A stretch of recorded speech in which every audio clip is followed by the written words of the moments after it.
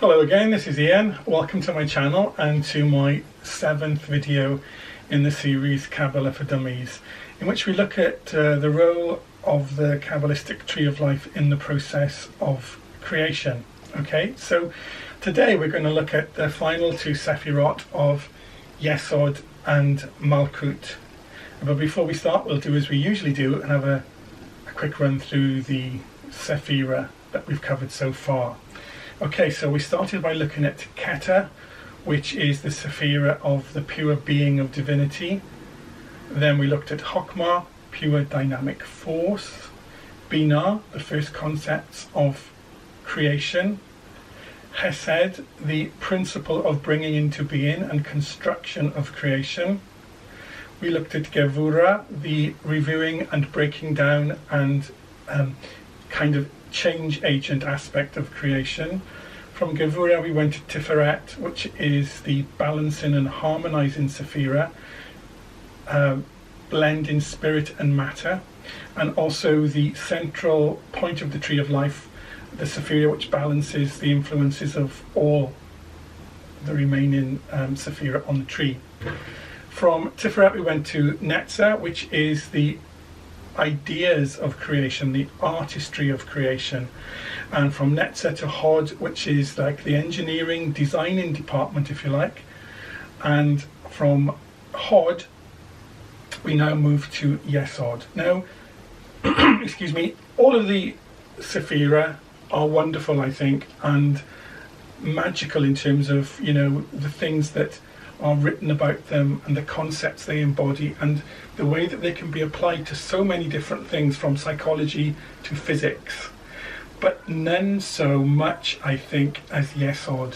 Now, even people, I think, who have little or no knowledge of esoteric things, and particularly of Kabbalah, may have heard of Yesod, although they may not have heard about it in quite the way that of Yesod being a Sephirah on the tree of life. But anyway, stick with me and you'll see what I mean. Now, the title of Yesod is Foundation. Now, if we know, which we do already because we've mentioned it, that Malkuth is the physical plane, why is it that the title of Foundation would be given to Yesod and the title of Kingdom be given to Malkuth? Because surely the foundations of a thing are where the thing is itself. For example, if you build a house without foundations, the house is going to be very transient. It's not going to last for long. But the foundations of that house will be under the house, yeah? In the same place as the house. It's no good putting the foundations for a house in one place and building the house somewhere else. That's not going to work. Interesting point. But if you think that in terms of Cabalistic teaching, imagine this being the house, this being the building, this is only the outer manifestation of the true building that is my personage, okay, my body. And that the true image on which matter molds itself and forms itself is held in Yesod. And that for everything that exists, that has ever existed and that will ever exist in concrete form, its image is held in Yesod. Its etheric blueprint, if you like, is held in Yesod. Now, also, whilst we're on that kind of topic, it's interesting to know that when this form passes away, when this house falls down, its image will still remain in Yesod. That does not pass away. And so you may have heard of the Akashic record, or the Akasha, or the Akashic river, which really is the name given to the cosmic record book of all happenings, of all creation, of all things. And so Yesod is the holder of the Akashic record. Yesod is the holder of the catalogue of all things, past, present, and to come.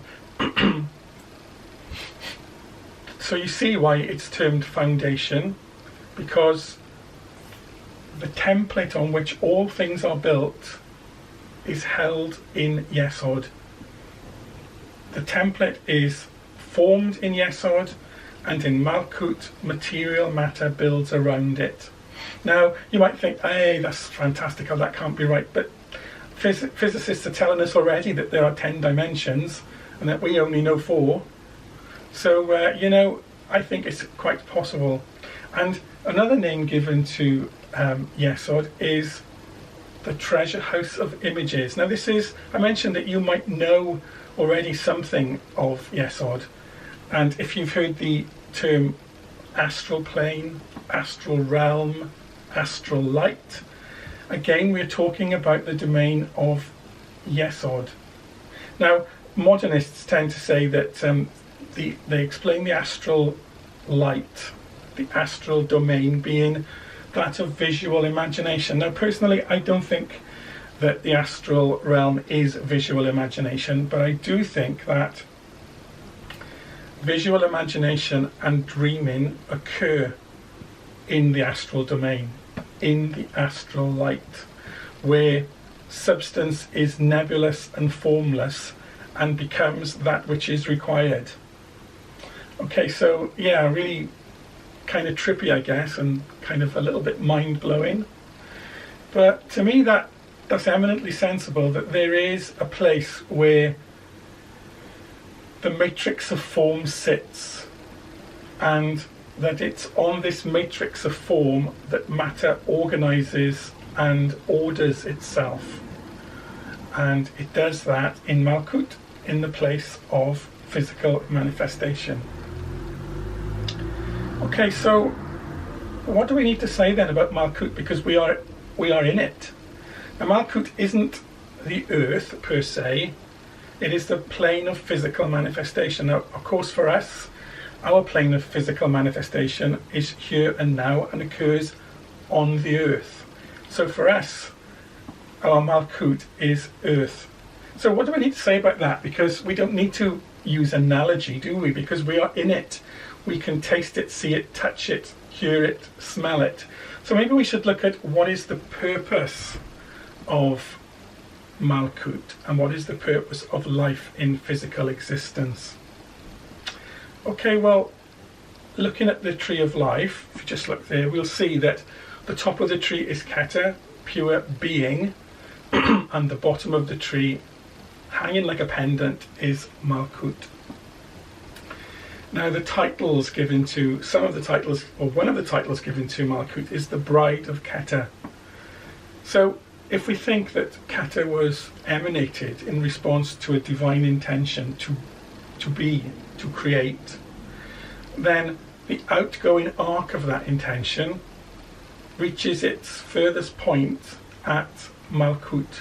We've gone through all of the aspects of fine form, descending through various sephira of operations until physical existence is made possible.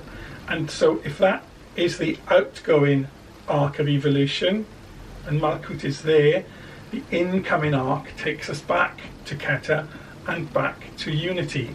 So what is the purpose of Malkuth? Well, the purpose of everything that we've talked about over the last 6 videos is that the divine intention is fulfilled. And what is the purpose of the divine intention? To create life, to build around splinters of divine beingness, consciousness, soul, if you like, individuated beingness, so that the one becomes the many, and the many eventually, through their evolutionary spiritual journey, are able to return back to the one. So what does this mean?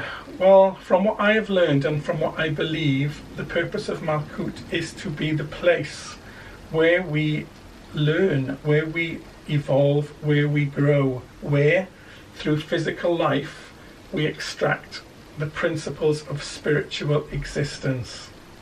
Now, there are some people who believe that we return to Malkuth, to physical life, time and time and time again, and that we need many incarnations to actually learn the things that we need to learn, to develop, to evolve spiritually, so that we are at a stage and at a place where we can return to the unity from which our life source started. Now, that is another lifetime, I guess, of study and consideration, and certainly not to be covered in this video. But I like that idea. That idea feels good and right to me, that through the experience of physical life we learn and grow and develop, that through the periods of our life we are in the school of study of the earth, and through the periods of our death we are in the meditation period, where we are extracting the essence of that life. It's like our waking and our sleeping, because to go back to the Hermetic axiom, as above, so below, what we expect to see in the below is replicated, or we should expect to see it replicated in the above. So if we have a spiritual truth of life and death, and life and death, and life and death, so that we grow and evolve and become more spiritually complete, can we see that principle anywhere on earth, in 3D manifestation in the realm of Malkuth? Well, I think we can, because look at the pattern of our waking and our sleeping. Our hours awake can be equated to our times of living, and our hours of sleeping can be equated to our times of death. Our waking when we are incarnate, our death or sleep when we are discarnate. And that cycle repeats many times. So we don't only have the pattern of waking and sleeping, life, death, incarnation, discarnation, but in our lifetime, in our human lifetime, we sleep, we wake and we sleep over and over and over and over and over again. So we could use this as a similar pattern to the above, where the spiritual being lives and dies, lives and dies, lives and dies over and over and over again, until such time that the spiritual growth has been achieved and living and dying are no longer required. That the tutelage in the school of 3D manifest earth, that our time in the kingdom of Malkuth is at an end. We don't need to be there anymore. I think it's a very beautiful and interesting teaching and truth, and one that kind of really resonates with me. It's got dimension, it's got depth, it gives meaning to the whole of creation, and that's why I love theoretical Kabbalah and I love the concept of the tree of life. But as I've also said to you, I come from a Christian background, and at first I thought that I can't marry the one with the other. But the more I study Kabbalah and the more I think back to the things that I learnt but didn't understand when I was in the Christian church, the more I see that they fit together. I'll just end here with an interesting thought. Well, to me it's interesting anyway. I'm thinking of the closing phrases of the Lord's Prayer. For thine is the kingdom, the power and the glory forever. So let's have a look. The kingdom is the title of Malkuth.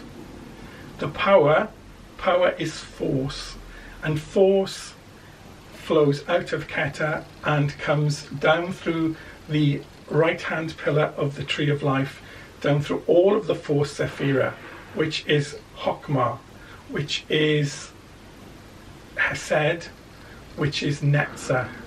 Okay? For thine is the power and the glory of form, and all of the form Sephiras, which is Binah, Gevurah and Hod. For thine is the kingdom, Malkuth, the power, the right hand pillar, the glory, the left hand pillar, forever. All fits. all wonderful. Thank you for listening, and I'll see you again soon. Bye for now.